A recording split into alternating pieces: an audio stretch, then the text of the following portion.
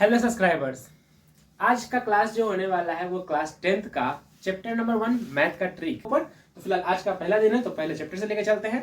और ये पहला चैप्टर में आपको 5 नंबर का ऑब्जेक्टिव यानी कि आप जो भी टॉपिक जो पढ़ने वाले इसमें 10 मिनट का वीडियो होगा, आपके 5 नंबर हाथ में होंगे। तो चले वीडियो के ऊपर।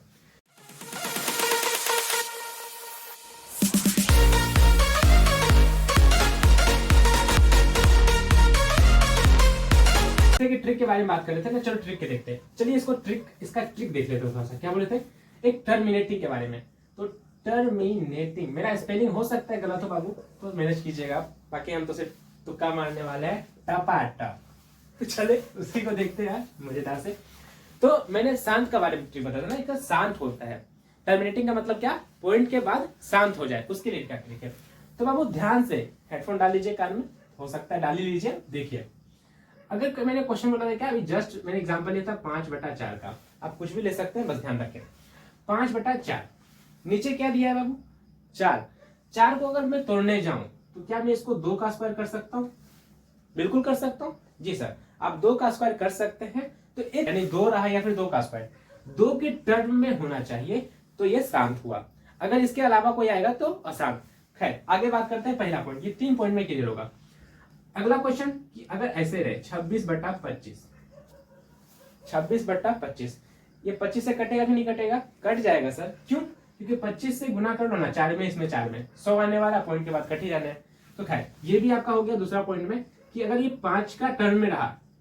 दूसरे पॉइंट में क्या, बेस अगर 5 के टर्म में हो, नीचे वाले हर 5 के टर्म में हो तो भी वो शांत कहलाएंगे। लास्ट एक पॉइंट बचा है आपका तीसरे पॉइंट में। एक 2 हो गया, एक 5 हो गया, तो आपको लेना है 2 और 5। चलो, तो 2 और 5 के भी टर्म में हुए तो भी शांत होंगे। जैसे एग्जांपल में बोलूं 26/100, ये तो भी जस्ट देखा 100 किया था, बस वही समझिए। आप अपने हिसाब से देख लीजिएगा, मेरे को थोड़ा याद नहीं आ रहा है। खैर टपाटप तो मारने वाला खुद है। तो नीचे वाले बस ध्यान रखिएगा, बेस आपका 2 और 5 के टर्म में होना चाहिए। एक बात और ध्यान रखिएगा बाबू, ये पहला तो बोले थे 2 के टर्म में हो तो चलेगा, 5 के टर्म में हो तो चलेगा, और 2 और 5 होना चाहिए, चलेगा। तो यानी 2 आ जाए नीचे, बेस में अगर 2 आ जाता है तो शांत है, 5 आ जाए तो शांत है, 2 और 5 दोनों आ जाते हैं तब भी ये शांत होंगे। पर एक बात की गौर कीजिएगा, एक गलती आप हो सकता है करें। क्या बाबू? ये 26/100 है, दिख रहा है आपको? 26/100। लेकिन आपको अगर लग रहा है ये कटेगा तो उसको काट के चेक कर लीजिएगा। कभी कभी मिस्टेक कर देते हैं बच्चे, तो आप इसको देख लीजिए क्या कट रहा है ये। हाँ बाबू, 2 से ही कट रहा था। 13 दूनी 26, 50 दूनी 100। तो अब देखो क्या ये टर्मिनेटिंग है कि नहीं। वो तो उस टाइम ही दिख गया था। फिर भी देखते हैं, इसको तोड़े 25 दूनी 50। देखो ये 5 के टर्म में, ये 2 के टर्म में है ना बाबू, इसका मतलब ये शांत है। तो आप इसको काट कर भी देखेंगे, एक आध 2 क्वेश्चन हो सकता है मिस्टेक से दे दे। खैर आप तो है ही टपाटप, समझे बाबू? तो ये आपका शांत का ट्रिक क्लियर हो गया बाबू। समझ में क्या बोले? 2 का टर्म में, 5 के टर्म में, और 2 और 5 आ जाए, क्लियर हो जाएगा। और बाकी अगर कटने वाला होगा तो काट को उसको चेक करेंगे, उसको काट लेंगे पहले, उसके बाद चेक करेंगे बेस क्या 2 के टर्म में या 5 के टर्म में, और 2 और 5 आ जाए तो बेस्ट है। टपाटप, क्लियर हो गया बाबू। चलो, तो शांत का ट्रिक क्लियर हो गया। अब आप समझते हैं शांत का ट्रिक कैसे बनाएंगे। तो खैर, तो फटाफट कुछ देरी ना करते हुए अपने टॉपिक के ऊपर चलते हैं। चलिए, तो ये बात करते हैं अब अशांत के बारे में। अशांत यानी कि नॉन टर्मिनेटिंग। तो नॉन टर्मिनेटिंग देखते हैं। तो 0.3 के ऊपर बादल छा जाएंगे, ऐसा वाला बताया था। चलो देखते हैं। तो 0.3 के ऊपर बादल छाएंगे तो कैसे करना है। इसमें ऐसा ट्रिक होगा सीधा कि जो इसके ऊपर बादल छा रहे हैं, जिसके ऊपर भी बादल छा रहे हैं, उसको 10 का 10 लिख लीजिए, ठीक, वैसे का वैसा, और बटा कीजिए अपने मन से। जितने अंक के ऊपर बादल छाएंगे उतने 9, बस इतना ही करना है। पहला क्या बोले, जिस अंक के ऊपर बादल छा रहे हैं उसको लिख लीजिए, और कितने अंक के ऊपर बादल छा रहे हैं उतने 9, यानी कि 1 अंक के ऊपर बादल छा रहे हैं 1 9, और 3 तिराक 9, 1/3 आंसर। तो 3 तिराक 9 में 1/3 आपका आंसर हाथ में आ गया। ये ऑब्जेक्टिव के लिए मेन ऑब्जेक्टिव क्वेश्चन मतलब होंगे VVI। समझ में आया क्या? चलो एक और एग्जाम्पल लेते हैं, लास्ट 0.47।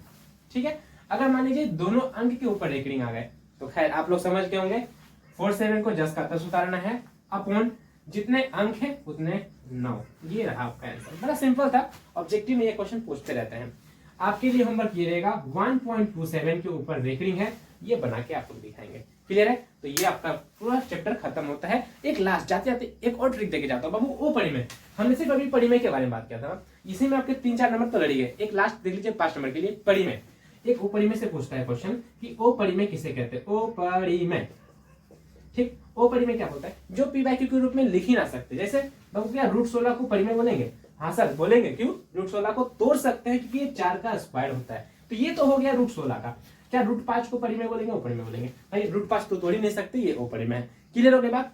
तो जहां आपको रूट का आंसर देखे तोड़ नहीं सकोगे ओ परिमेय, तोड़ सकोगे परिमेय, चाहे वो कुछ इस प्रकार से क्यों ना लिखे, तो इसका ही मान आता है बाबू एक परिमेय है। क्लियर हो गया बाबू? तो अगर ऐसा दे दे √7 √6 तो ये ओ परिमेय। क्यों? इसको तोड़ नहीं सकते, इसको नहीं तोड़ सकते, साथ साथ होता कट जाता। ठीक है, क्लियर हो गया? समझ में आएगा बाबू? तो जिसे पी बाई क्यू के रूप में ना लिख सकते हैं उसे कहेंगे ओ परिमेय। ये आपका 1 नंबर में ऑब्जेक्टिव है। चलिए धन्यवाद, कल फिर मिलते हैं अगले टॉपिक के ऊपर चैप्टर नंबर 2 को लेकर।